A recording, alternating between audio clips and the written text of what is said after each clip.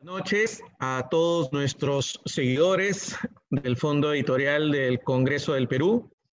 Estamos dando inicio a un nuevo espacio virtual para todos ustedes, Puentes hacia el Bicentenario. En esta oportunidad vamos a abordar un tema muy importante en este contexto del Bicentenario de nuestra independencia, como son los nuevos aportes hacia la historia del himno nacional del Perú, a cargo del doctor Eduardo Torres Arancibia. Como parte de nuestra actividad que realizamos en coordinación con la tercera vicepresidencia del Congreso de la República, vamos a darle pase a la doctora María Teresa Cabrera, quien nos va a dar algunas palabras al respecto sobre esta actividad. Doctora. Buenas noches. Efectivamente, mis saludos en principio a nuestro expositor, el doctor Eduardo Torres Arancibia, al jefe de la oficina del Fondo Editorial del Congreso de la República, y a todos nuestros seguidores. En realidad, Puentes hacia el Bicentenario refleja el interés del Congreso de la República del Perú de colocar en el tapete temas de interés para el gran público peruano. Es necesario que conozcamos nuestra historia para así no repetir los errores.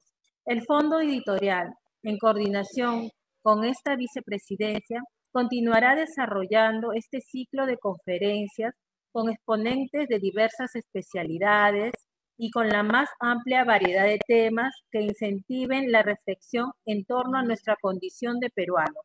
Ahora más que nunca que vivimos un tiempo tan crítico y que nos encontramos rumbo al Bicentenario. En esta oportunidad, la conferencia de hoy está a cargo del doctor Eduardo Torres Arancibia, quien va a profundizar en el conocimiento sobre los orígenes y variaciones del himno nacional. Es decir, nos va a revelar algunos aspectos desconocidos para muchos de nosotros sobre la evolución del himno nacional y cómo es que se produjeron estos cambios. Muy agradecida por este momento y a disfrutar de la conferencia. Gracias. Gracias, doctora Cabrera. Efectivamente, es una oportunidad que nosotros tenemos de poder profundizar el conocimiento sobre el himno nacional peruano. El doctor Eduardo Torres nos va a exponer y antes que nada es necesario presentarlo. Él es doctor en Historia con mención en Estudios Andinos por la Pontificia Universidad Católica del Perú. Es profesor universitario, investigador, escritor. Ha ganado el premio Franklin Peace en el año 2004 y también el Premio Nacional Pontificia Universidad Católica 2007 y 2009. Tiene varias publicaciones, entre ellas destacan Corte de Virreyes, el entorno del poder en el Perú del siglo XVII, también Buscando un rey, el autoritarismo en la historia del Perú, siglo XVI, siglo XXI, y El acorde perdido, ensayo sobre la experiencia musical desde el Perú. Bueno, esto ya un poco nos revela sus inquietudes en temas relacionados a la música, ¿no? Yo creo que esto es muy importante y cómo no sobre el tema del himno nacional Perú, ya que todavía estamos en lo que podríamos decir la semana patriótica, la semana del Perú, el 28 de julio, hace apenas unos días.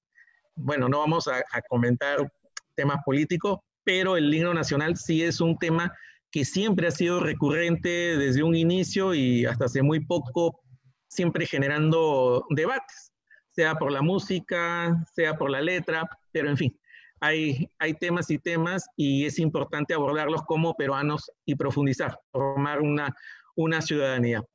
Les dejo entonces al doctor Eduardo Torres Arancibia. Doctor, tiene usted la palabra. Buenas noches a todos, qué gusto estar con ustedes. No lo digo como un falso protocolo, en realidad lo digo sinceramente, que para mí como historiador es un honor estar frente a la representación nacional por intermedio de la tercera vicepresidencia encargada en la congresista María Teresa Cabrera Vega. Agradezco también la invitación de Antonio Jáuregui en el Fondo Editorial del Congreso, al cual le deseo muchos éxitos. En realidad lo considero pues un honor. El Congreso de la República para mí es la representación nacional y me siento pues dentro de entre mis nacionales, ¿no? Y con mucho cariño también porque pues vengo a hablarles de un tema que ciertamente me apasiona, pero creo que nos apasiona a todos, porque es nuestro himno nacional del Perú, ¿no? El himno nacional del Perú tiene pues esta, no sé cómo decirlo, esa, esa facultad de ser un símbolo vivo. Y cuando digo que es un símbolo vivo, para empezar porque es una obra de arte que ya va a cumplir 200 años, el próximo año lo cumple, y es vivo porque tiene este componente de ser criticado, ser querido, ser cantado con emoción, ser cantado con tristeza, pero como es toda buena obra de arte, pues, que se somete a los ataques del país en sus momentos de gloria o de tristeza, ¿no? Entonces, eso es justamente lo que decía, pues, un filósofo de la estética, Gadamer. Gadamer decía, pues, que las obras de arte son como un juego, ¿no? En algún momento, pues, pueden enaltecer, en otro momento pueden ser muy criticados. Ahora estamos en una discusión con respecto al himno nacional. La vez pasada me preguntaban qué estrofa debe ser la que se debe cantar en los 200 años que vienen, el largo tiempo o el que su cima los Andes sostengan. Y ya el hecho de que haya ese debate es importante. De la misma manera, tal vez como ha sido nuestra propia experiencia con nuestro himno nacional, ¿no? Es decir, tal vez muchos se han sentido cantados o frustrados cantándolo pues un día lunes de invierno en el colegio, obligados, pero otros se han sentido pues llenos de vida y peruanidad cuando lo han cantado en el Mundial Rusia 2018, ¿no? O tal vez ahora, en este momento tan dramático que estamos viviendo, pues lo hemos cantado con emoción, o con cierta melancolía y nostalgia. Permítanme, voy a compartir pantalla, ponerles algunos ejemplos sobre eso, ¿no? Por ejemplo, a mí me emocionó mucho, no sé si lo estarán viendo, la transmisión de la misa solemne y el Te Deum de cada 28 de julio, que esta vez tenía esta connotación especial, ¿no? Y, y no pensé que iba a haber música por la circunstancia que estamos viviendo, pero me sorprendió que la Orquesta Sinfónica Nacional y el Coro Nacional a la teledistancia pudieran pues recrear ese marco musical y artístico que esta ceremonia tan solemne necesitaba, ¿no? Y por ejemplo, cuando llegó el momento del himno nacional, para mí fue emocionante. Les quiero pasar ese fragmento. Espíritu, que esta bendición con la transmisión.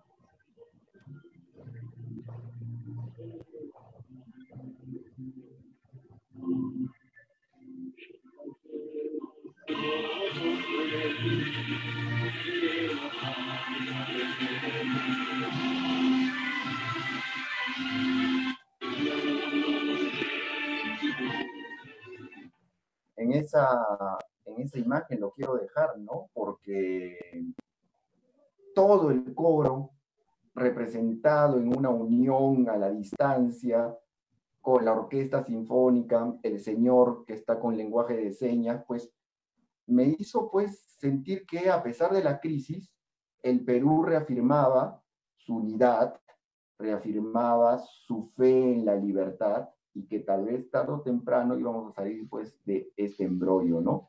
Entonces, el poder que tiene pues el símbolo de nuestro himno nacional tiene pues justamente esa potencia emotiva, ¿no? Por eso que les decía que es un símbolo vivo. Y claro, los himnos nacionales del Perú aparecen, espero que estén viendo el PPT, si no me lo dicen, aparecen,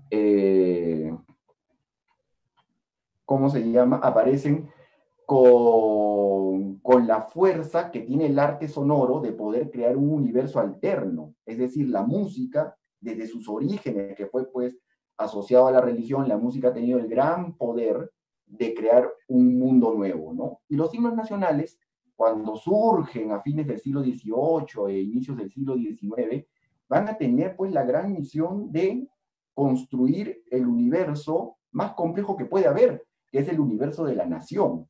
La nación es unir pues a millones de seres humanos bajo ideales más o menos comunes de un proyecto a futuro, cierta identidad histórica, el manejo de ciertos símbolos y características comunes para hacernos sentir parte pues de una misma familia o de que esos seres humanos están dentro de un mismo proyecto, ¿no? Entonces los himnos nacionales pues para el caso de Latinoamérica reafirman la libertad, la ciudadanía, la igualdad, romper cadenas de opresión, crear esa idea de ser firmes y felices en la unión, de ciudadanía y de república, ¿no? Entonces, los himnos nacionales tuvieron el gran poder de ser tal vez los primeros síntomas de propaganda política, y que para esa propaganda política la música se puso pues al servicio de esa primera propaganda política que le debía cantar a un mundo nuevo. Y ese mundo nuevo pues era un mundo nuevo distinto a lo viejo.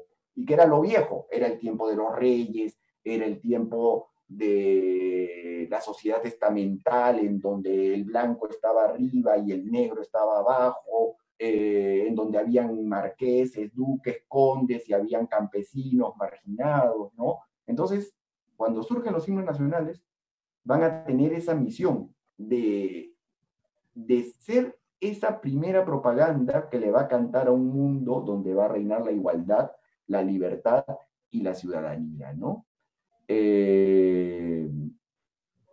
Entonces, es así como la música puede generar naciones. Y las naciones van a tener, pues, en sus himnos nacionales, justamente esas herramientas propagandísticas, ¿no?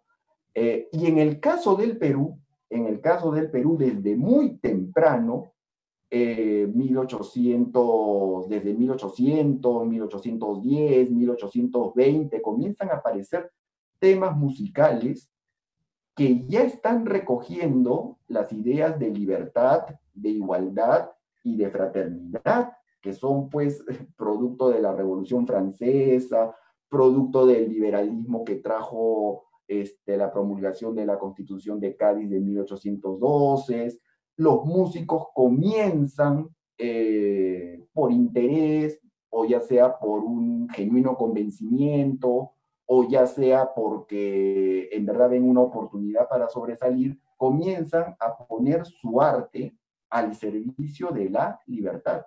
Y vaya que en la Lima ya de la independencia, en la Lima de 1820, 1821, comenzaron a aparecer los himnos y canciones patrióticas que le comenzaban a cantar al fin del tiempo de la dominación española. Entonces, eso es muy importante decirlo desde ahora. Ya en esa Lima de la independencia, habían muchos músicos que le estaban cantando a la expedición libertadora de San Martín, al hecho de romper cadenas de opresión. Eran temas muy virulentos que atacaban a España. España era vista como la madre que había maltratado a sus hijos y se había vuelto en una opresora, que era necesario romper cadenas. Entonces, todos esos temas comenzaban a repetirse en poemas, y esos poemas eran puestos en música y se volvían canciones patrióticas, marchas patrióticas e himnos patrióticos. Y en ese contexto aparece, y acá me parece, estaba hablando con la congresista sobre lo importante que es hacer justicia, ¿no? Y yo quiero que esta charla también me permita hacer justicia con el que tal vez es el primer músico nacional del Perú, que es José Bernardo Alcedo. José Bernardo Alcedo, de acá tenemos de él una foto, un daguerrotipo, mejor dicho, cuando él ya estaba muy mayor, si ustedes se dan cuenta y si están viendo el PPT, él vivió 90 años. Él nació en 1788 y murió en 1878, ¿no? ¿Y qué ocurre? Que si ustedes se dan cuenta, él nació en pleno virreinato. Y acá viene el otro asunto interesante. Miren ustedes su color. Él nació mulato. En la sociedad virreinal se le llamaba mulato a la persona que nacía de un blanco y de una negra, así como había sido mulato el santo peruano José San Martín de Porras. Lo mismo con Alcedo. Entonces, como él había nacido mulato en 1788, bien podría decirse que las oportunidades de ascenso para él estaban totalmente limitadas o vetadas, ¿no? Por una cuestión de cómo era la sociedad en ese entonces, una sociedad estamental, cerrada, donde el blanco criollo mandaba junto con el chapetón español, ¿no? Y los demás estamentos ya pues dependía del grado de blancura. Mientras más uno se alejaba de la blancura, pues menos oportunidades tenía, ¿no? Así era la sociedad, ¿no? Entonces Alcedo nace en ese mundo, en ese antiguo régimen, vamos a decirlo así, y él quería ser músico. Y como él quería ser músico, pues ocurre que por el estamento donde él estaba, la vida se le iba a hacer más complicada. Entonces no encontró mejor manera que seguir su vocación musical, y para seguirla tuvo que entrar al convento. Así como también lo hizo San Martín de Porras. Y claro, por su propia condición de mulato, tampoco es que él en el convento iba a llegar a ser sacerdote o que iba a llegar pues a hacer misa o a confesar. Mucha gente cree que San Martín de Porres, por ejemplo, llegó pues a ser sacerdote. No, tampoco podía, la sociedad estamental se lo prohibía, ¿no? Entonces él, Alcedo, se da cuenta que tiene que estudiar música, que son los conventos, los sitios donde se enseña música. Él entra al convento y sabe que va a entrar como lo más pequeño que puede haber en el convento, y entra como donado. Donado significa prácticamente ser parte del servicio del convento, ¿no? Así como San Martín de Porres había sido el barrendero, lo mismo con Alcedo, ¿no? Pero tal vez él vio como la única manera de aprender música de manera profesional, hacer eso y entrar al convento, ¿no? Por ejemplo, me quedé maravillado cuando en el convento de Santo Domingo, que fue el convento donde él entró, encontré la lista de todos los servidores del convento, ¿no? Entonces, si ustedes pueden ver ahí el documento, van a ver que está la lista del campanero, del que compra las vituallas, del portero, del cocinero, y hasta el último, y ahí lo he subrayado en amarillo, estaba mi personaje, Bernardo Alcedo, como un donado, el último de todos, ¿no?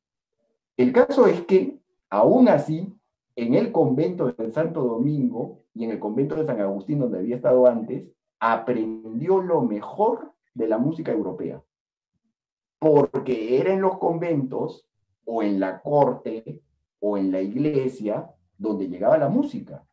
Y acá hay una cosa muy interesante que la gente no sabe.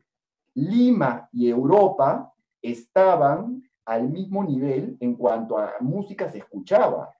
Mucha gente cree, muchos musicólogos siguen sosteniendo que Lima vivía pues en la prehistoria, ¿no? Que se había quedado estancada en el virreinato más oscuro, en una especie de barroquismo ojival, y que aquí no llegaba nada nuevo en música. Todo lo contrario. Mis investigaciones pues me han llevado a descubrir que aquí llegaba la música de Mozart, que aquí llegaba la música de Haydn, que aquí llegaba la música de todo ese periodo que se llama música clásica. Entonces esa música llegaba inmediatamente, porque ya era un mundo global, era 1770, 80, 1800, 1820, las partituras se copiaban, eran compradas, sobre todo las de Haydn, este gran compositor del clasicismo, ¿no? Haydn era quien manejaba la escena musical. Y Alcedo recibió toda la influencia de Haydn. Y digo esto, y lo digo desde ahora, porque después el himno nacional del Perú va a tener un sabor clásico. Es decir, para que la gente me entienda, el primer himno nacional del Perú tiene que haber sonado a Mozart o a Haydn. ¿Y quién está haciendo el himno nacional del Perú? Pues un mulato peruano, limeño, con las técnicas más avanzadas de la música clásica europea. Eso a mí me pareció fascinante. Llega la independencia y obviamente Alcedo entiende que la independencia le va a convenir a él, como a todas las personas que están en los estamentos inferiores, mientras que los criollos blancos estaban muy asustados por la independencia, no era así en los estamentos más bajos. Mulatos, mestizos, negros, afrodescendientes, como quieran decirles, indígenas.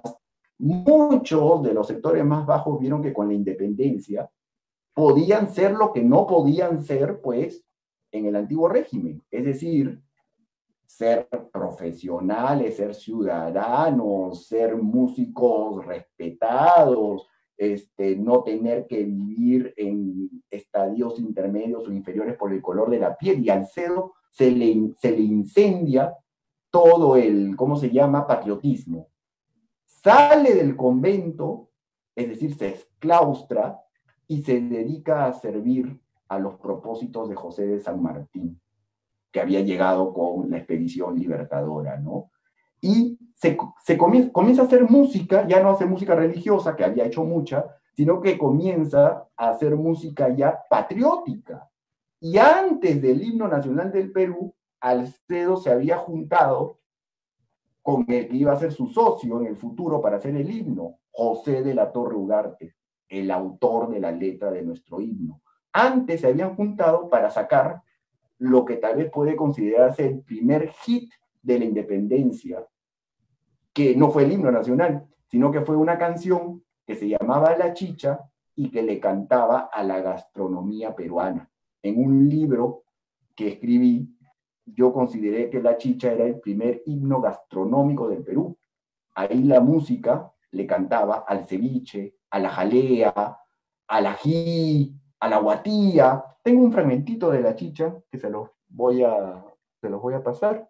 No sé si todavía estoy compartiendo pantalla, estoy compartiendo mi computadora. No sé si lo están viendo. Aquí contarán de aborrecer que a todo tirano de aborrecer que a todo tirano de aborrecer sobre la jalea de aquí contarán con mano enlazada el pato a curar sobre la jalea de aquí contada con mano enlazada el pato a curar y hasta brindisea el signo que damos a los que engendramos en la libertad, a los que engendramos en la libertad, a los que engendramos en la libertad. Patriotas el mate de chicha llena, y alegres brindemos por la libertad, y alegres brindemos por la libertad, y alegres brindemos por la libertad. Bueno, una forma muy que conocemos muy bien, ¿no? Una forma muy característica de los peruanos de celebrar la libertad, ¿no? Es decir, tomando chicha, disfrutando las bondades de la gastronomía, que ya desde este momento es gastronomía nacional, el ceviche, la chicha, el ají. Esto fue un verdadero hit. La gente lo cantaba aquí, lo cantaba allá, y vaya que ahí la dupla Alcedo, José de la Torre Ugarte, se hizo muy famosa.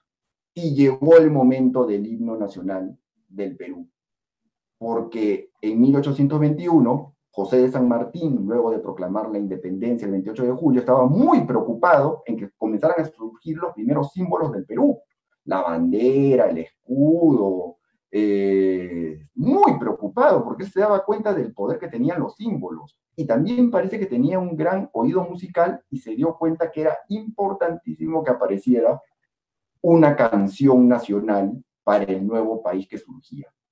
Yo tengo una teoría al respecto. Yo creo que él se dio cuenta del gran poder que tenía el himno argentino, el que ahora es el himno argentino, que empieza con Oíd Mortales, ¿no? Ocurre que ese himno arrasó también en el Perú.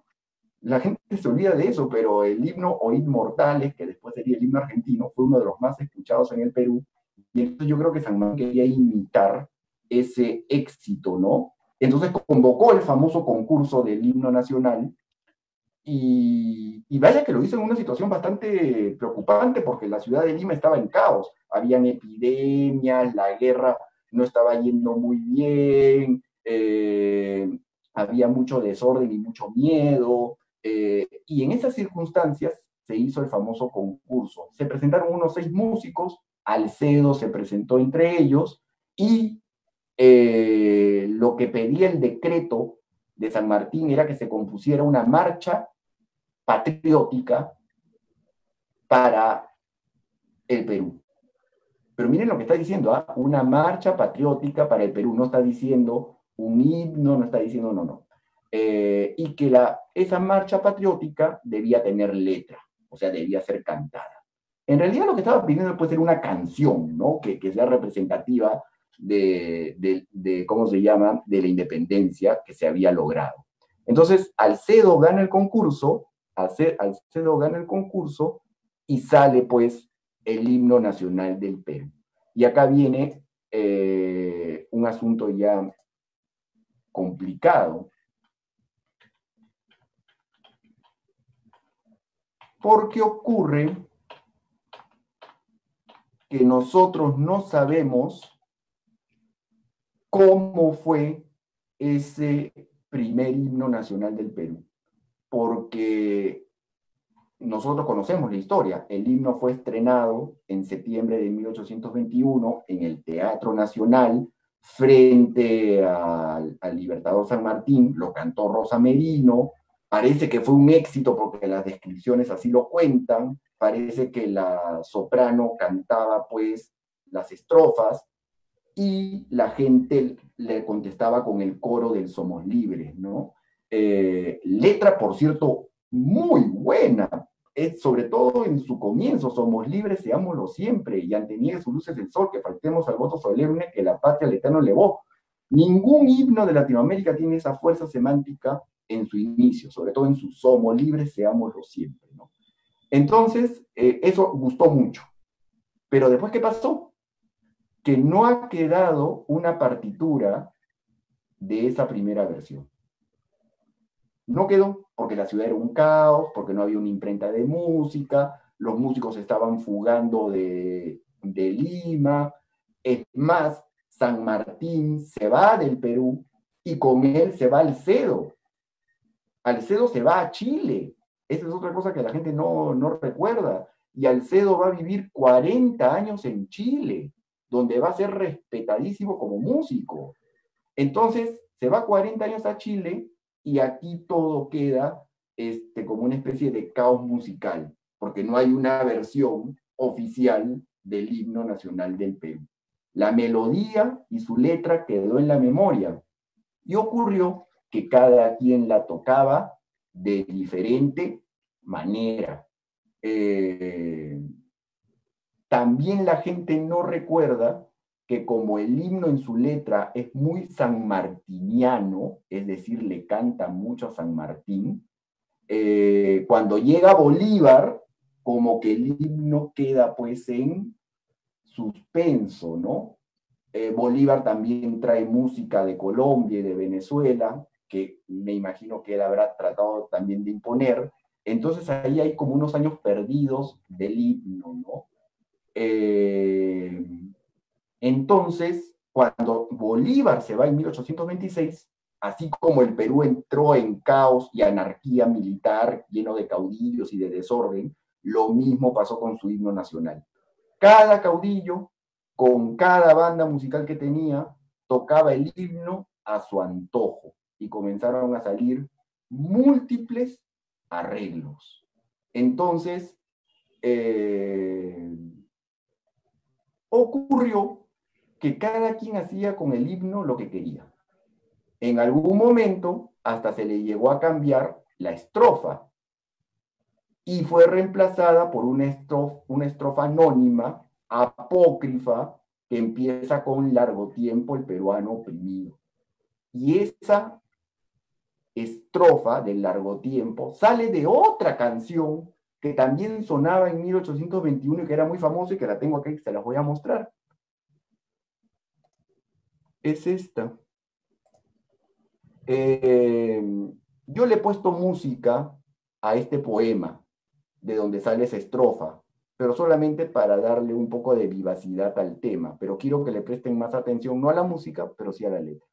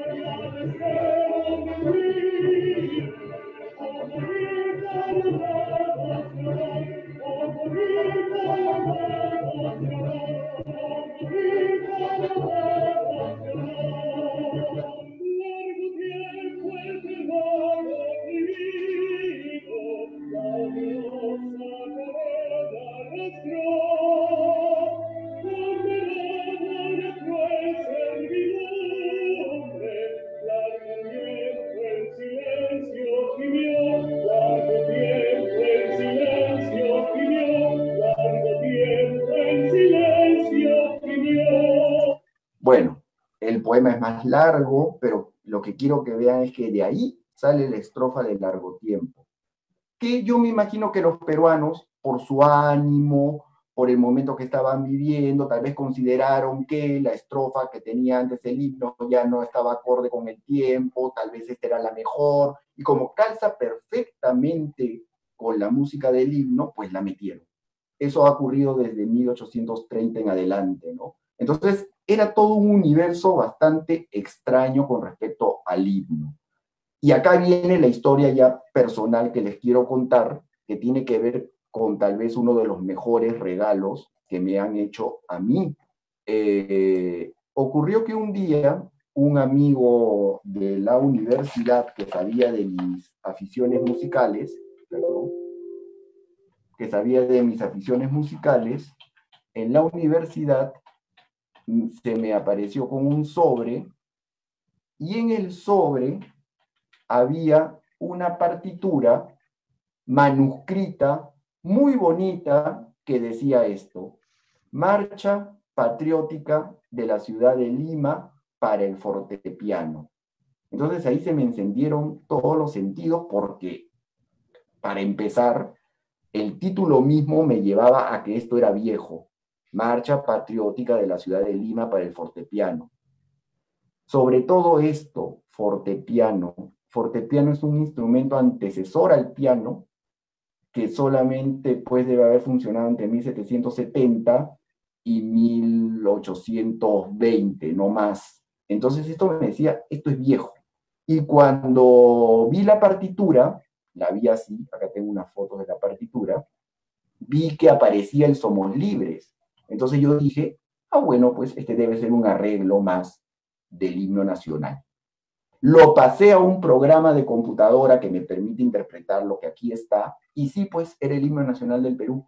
pero con un sabor diferente absolutamente, que ahora les voy a mostrar cómo era ese sabor. Y venía con esta nota maravillosa, porque el sobre donde vino esta partitura venía desde Londres, y resulta que una tienda de antigüedades llamada Capriol Music decía: estimado señor, esta música está en nuestra tienda y ha llegado por segunda mano. Creo que va a ser muy interesante para usted y sus estudiantes. Por ello se la estoy enviando. Con atención, la señora Campbell. Entonces, esta señora encontró eso en Londres, en esta tienda de antigüedades, y consideró que era un deber que esa partitura regresara a su sitio de origen, es decir, Lima. Y resulta que esa partitura llegó, estuvo 20 años en el cajón de un profesor, ese profesor se la regaló a otro profesor y ese profesor me la obsequió a mí. Y ahí fue cuando empezó la aventura de descubrimiento que ahora les quiero mostrar, ¿no? ¿Qué es lo que creo haber descubierto? Que en la Marcha Patriótica de la Ciudad de Lima, que es la abreviatura que le he puesto, Marcha Patriótica de la Ciudad de Lima, que es un manuscrito venido de Londres, la tesis es esta: la Marcha Patriótica de la Ciudad de Lima es el himno nacional del Perú bajo su primer denominación, o sea, así se debió haber llamado en 1821.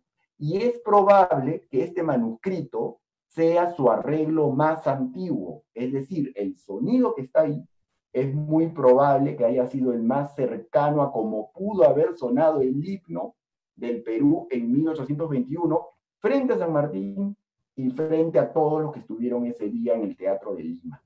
Entonces, acá también hay que ya rebatir un mito, ¿no? O sea, no vayan a pensar que el himno que escuchamos actualmente es tal cual se estrenó en 1821, eso no puede ser. Y mi tesis es que en esta partitura está el primer sabor sonoro, vamos a llamarlo así, del himno nacional del Perú. Escuchemos esa versión y de ahí les sigo contando qué más descubrí.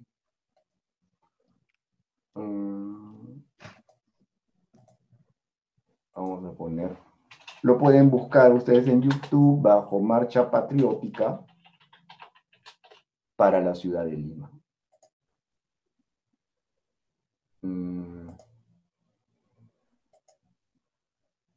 No, es que es en YouTube donde tengo que buscarlo. Perdón. Lo que pasa es que no quiero volar en el tiempo.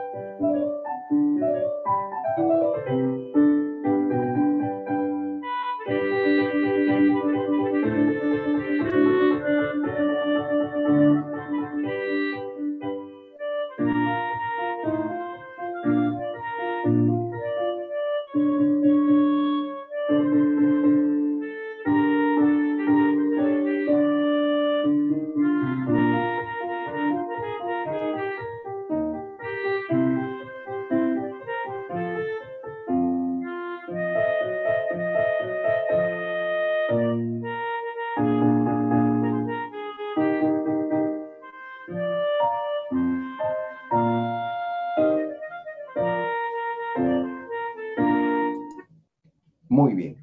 Entonces, si han prestado atención, deben haberse dado cuenta de la gran diferencia que hay en sabor sonoro, ¿no?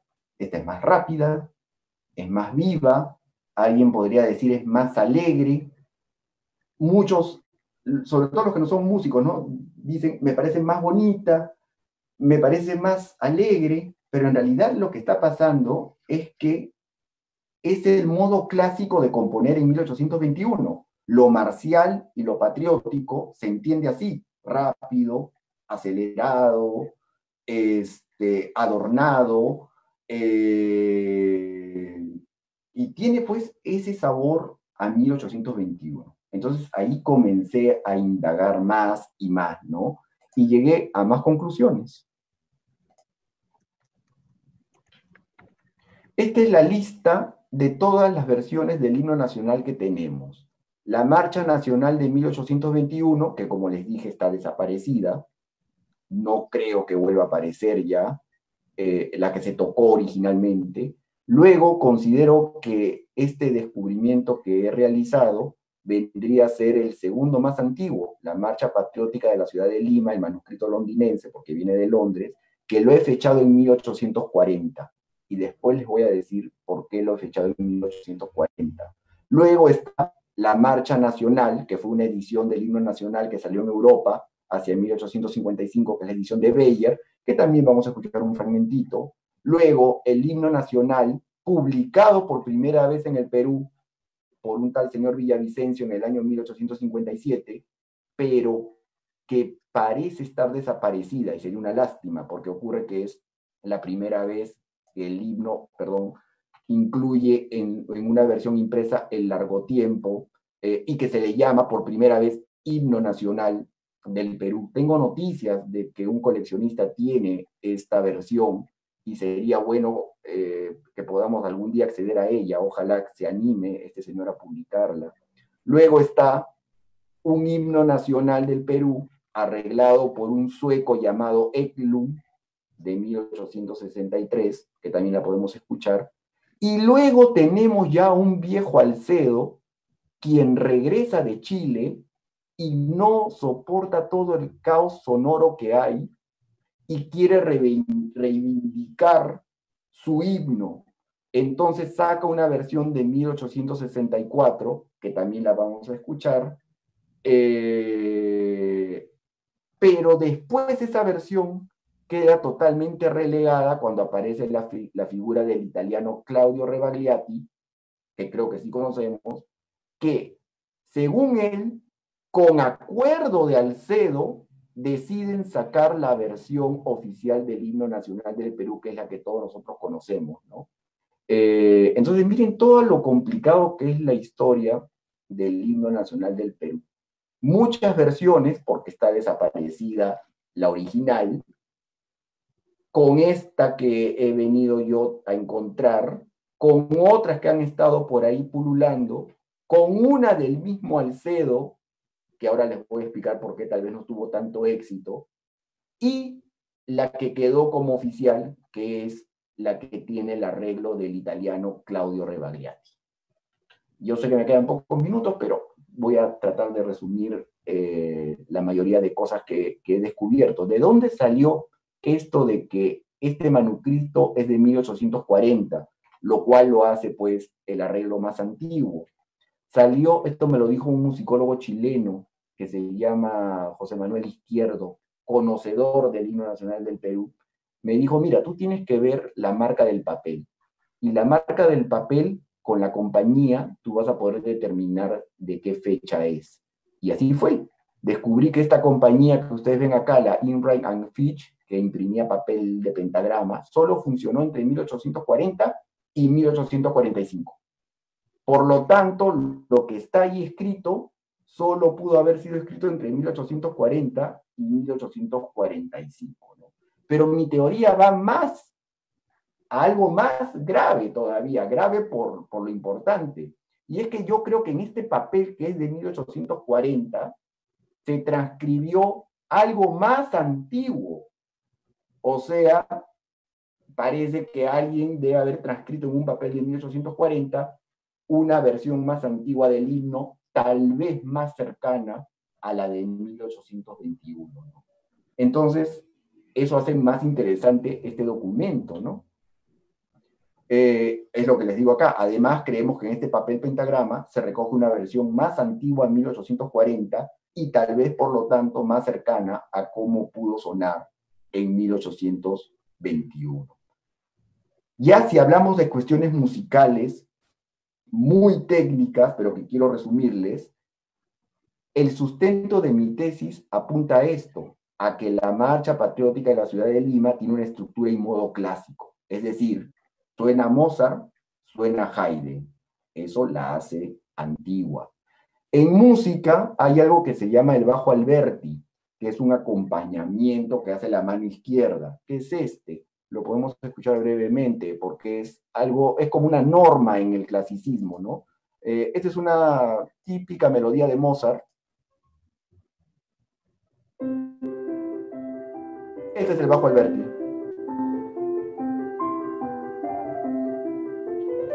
Un acompañamiento simple que sirve para que sobresalga la melodía. Es un acompañamiento conformado por lo que los músicos llaman arpegios desarrollados, ¿no? Entonces, eso funcionó muy bien entre 1770 y 1820. Después usar eso era pasado de moda. Y la versión que yo tengo acá en el manuscrito tiene ese bajo Alberti, lo cual también determina su antigüedad. Como también el uso del fortepiano, que es un instrumento que solamente tuvo su auge entre 1770 y 1820. Acá en el Perú solamente hay 2 fortepianos. Uno lo tiene la Cancillería de la República, el Palacio Torretales. Sería una maravilla que esto pueda ser tocado algún día en el fortepiano que tiene la Cancillería, ¿no? Finalmente, que esta marcha patriótica cumple con las descripciones que el propio Alcedo siempre dejó con respecto a su himno, ¿no? Sobre todo un aspecto muy importante, que no debe haber un cambio de ritmo entre el coro y la estrofa, que es lo que solemos hacer nosotros, ¿no? Termina el Somos Libres y después baja y se vuelve lento el largo tiempo, ¿no? Largo tiempo, todo así apenado, ¿no? No, Alcedo no quería eso. Alcedo quería la misma velocidad, tanto para coro como para, ¿cómo se llama? Estrofa. Y acá viene lo más interesante, y con esto ya voy terminando porque también les tengo una sorpresa final. ¿Saben lo que yo he hecho? Lo que yo he hecho, y cuando lo hice fue impresionante, fue hacer como una especie de arqueología del sonido con respecto al himno. Entonces, ¿qué es lo que hice? Si ustedes ven este esquemita, la marcha patriótica de la ciudad de Lima, el manuscrito que tengo, lo sobrepuse a la versión que hizo el sueco Eklund del himno, la sobrepuse a la versión de Alcedo que sacó en 1864 y finalmente la sobrepuse a la versión final que conocemos, que es la de Alcedo Rebagliati. ¿Y qué ocurrió?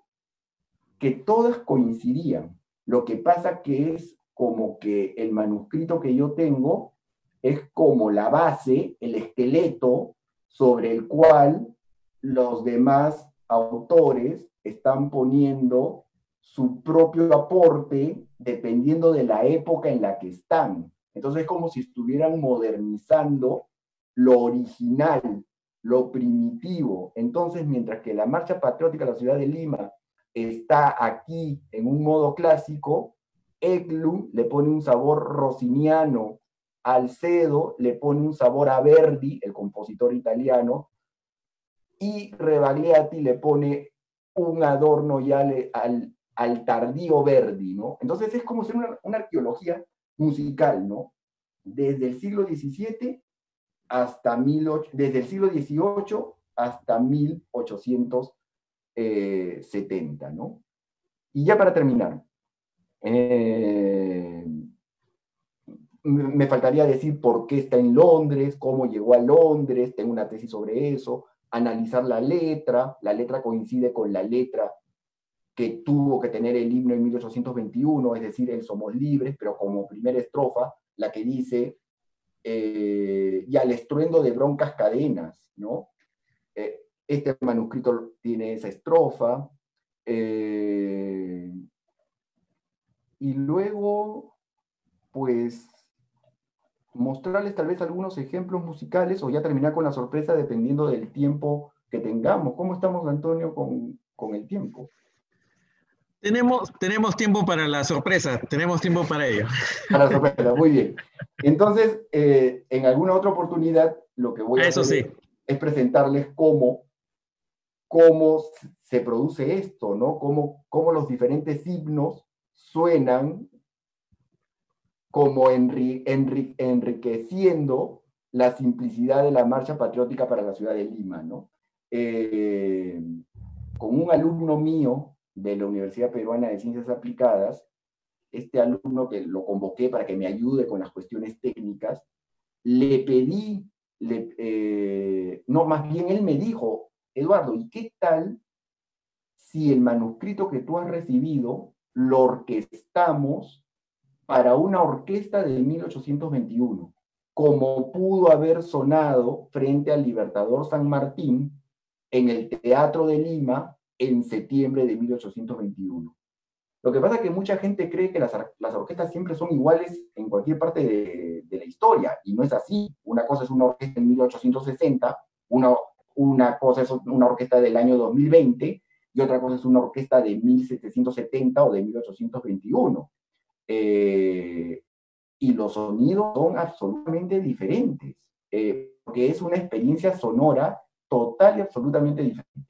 Entonces, si es una orquesta de 1821, esa orquesta tiene que haber sido chiquita, para 20 músicos, una trompeta, un par de maderas, lo esencial, las cuerdas, y toda la técnica mozartiana o haydniana, que tiene una gran potencia, ¿no? Entonces, no es necesario que el himno tenga 150 músicos. El sabor clásico justamente tenía, ¿qué magia? La magia de que con pocos instrumentos se pueda lograr una obra de arte, porque la obra de arte residía en la complejidad de la técnica, en la rapidez de la dinámica, en las emociones que se podían lograr con las notas. Este arreglo, todo esto va a salir publicado en un libro, eso espero. Y va a incluir las grabaciones. Y este arreglo lo hizo mi alumno que se llama Cristian del Águila Zapata, al cual si me está viendo pues le mando un gran saludo, y ahora vamos a escuchar su gran arreglo, ¿no? Y con eso ya me voy despidiendo, y con eso también hacerles recordar que el mensaje de nuestro himno, el Somos Libres, tiene que ser pues ahora un mensaje con más vigencia. Conversaba la vez pasada con Antonio Jauregui sobre lo que va a pasar en el Bicentenario. El Bicentenario nos va a agarrar pues en un mal momento, ciertamente. Vamos a salir de una crisis tremenda y vamos a tener que reconstruir al Perú tal vez desde cero. Pero como hablaba con Antonio, tal vez sea el momento, aunque sea una frivolidad, en que más música se necesite, porque la música va a permitir elevar morales y hacernos ver que todo puede tener esperanza, por más poético o ridículo que suene, ¿no? Y qué mejor canción que nuestro Somos Libres para demostrarnos que podemos volver a ser libres con justicia, prosperidad y bien, que es lo que les deseo a todos ustedes en este momento, y los voy a dejar con el arreglo. Con el arreglo que está acá.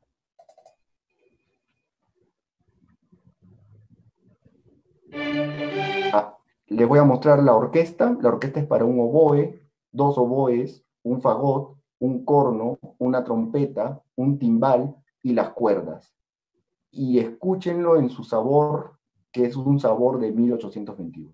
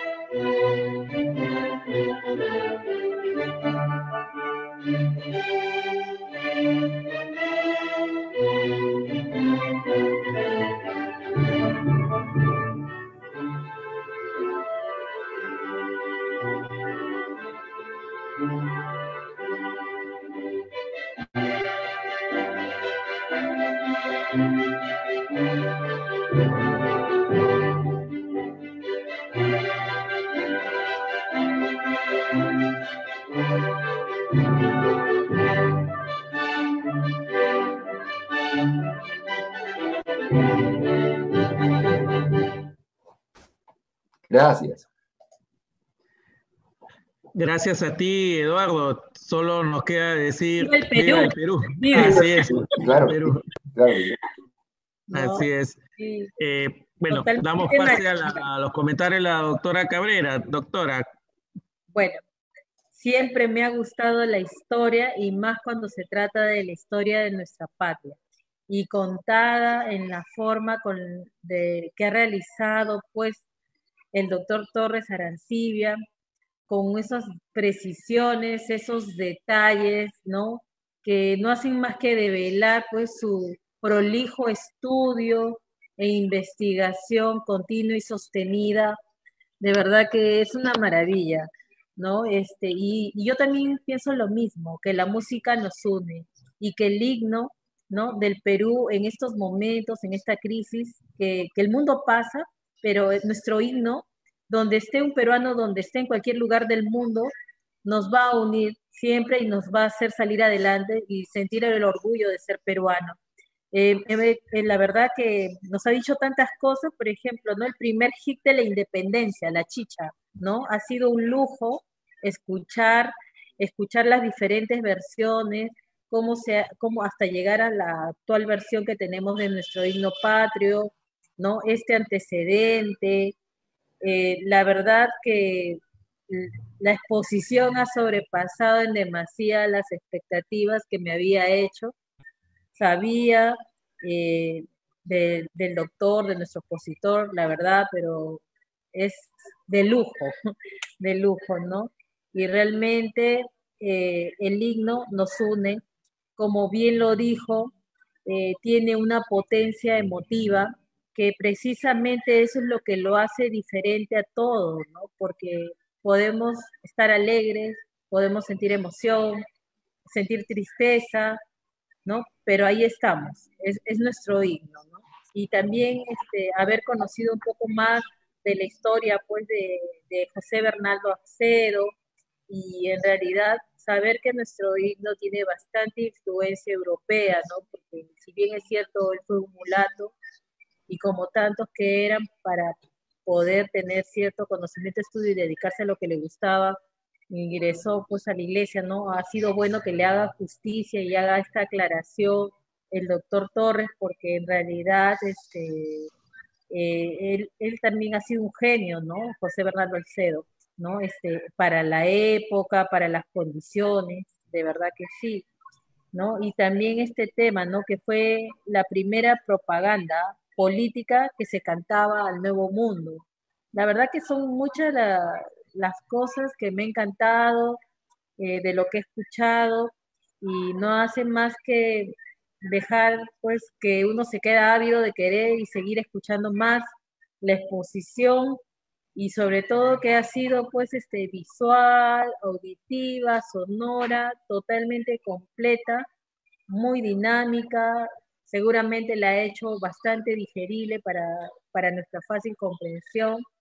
Y si tengo algo o tendría yo algo que hacer desde este cargo que ostento, doctor Torres, cuando usted dice que sería fabuloso de que sea tocado por el fortepiano que tiene en la Cancillería, no sé si hay que hacer alguna gestión, yo me ofrezco, así muy gustosa y de todo corazón, a realizar lo que sea necesario. Usted nos dice exactamente qué es lo que podríamos hacer, porque así como usted tiene muchas versiones y tiene esta investigación, quién sabe si pudiéramos lograr eso, ¿no? Para poder grabar, ¿no? Que sea la música que salga de ese fortepiano que se encuentra en la Cancillería.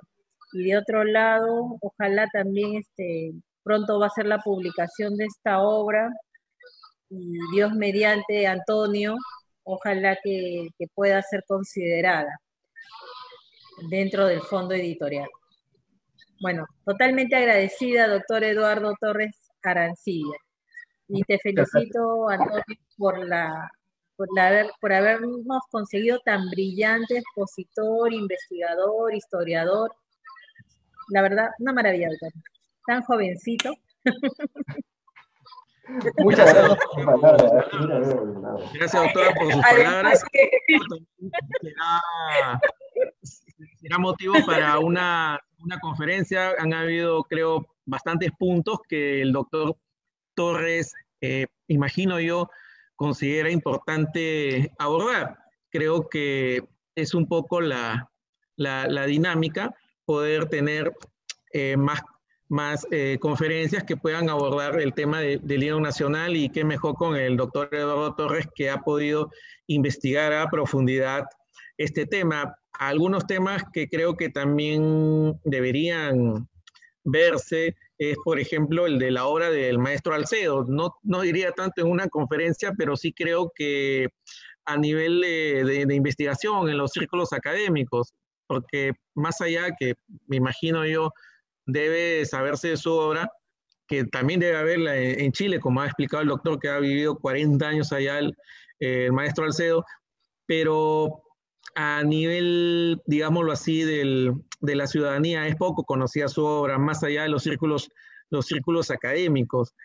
Otro detalle que me queda de esta exposición es cómo la falta de un documento, en este caso una partitura, haya originado tanta controversia, porque si tuviéramos el documento original, lo que cantó en su momento Rosa Merino, creo que la discusión sería mucho menor, la polémica sería mínima. Bueno, habría tal vez algo que debatir, pero no tantas variaciones que hemos podido ver sobre el himno, si de la marcha patriótica, la versión del maestro Alcedo, luego de Rebagliati, en fin, hay tantas cosas ahí que investigar, pero que también es reflejo un poco de lo que es el Perú en general, de esta falta de documentación que lo sustente. Es como que el himno, aún en esta situación, sigue reflejándonos como Estado y como sociedad. Vamos a llamarlo así, como una informalidad musical, por decirlo de una manera. El himno siempre va a generar debates, pero también el himno nos une en diversas circunstancias, y ahora más el Perú en esta coyuntura muy difícil para todos nosotros como peruanos y como Estado a puertas del Bicentenario. Creo que el himno es de lo poco que nos une, nos congrega, y hay que seguir en esa misma línea, abordándolo de diversos ángulos como corresponde. Un agradecimiento al doctor Eduardo Torres de parte del Fondo Editorial de la tercera vicepresidencia del Congreso, y a todos nuestros seguidores por habernos seguido, y constantemente, bueno, vamos a informar sobre nuestras próximas actividades. Muchísimas gracias a todos. Comprometerlo, Antonio, comprometerlo. Así es, no se preocupe, así lo haremos. Contamos con su colaboración, doctor. Muchísimas gracias a todos. Claro que sí. Gracias, muchas gracias, doctor. Ha sido un honor. Gracias.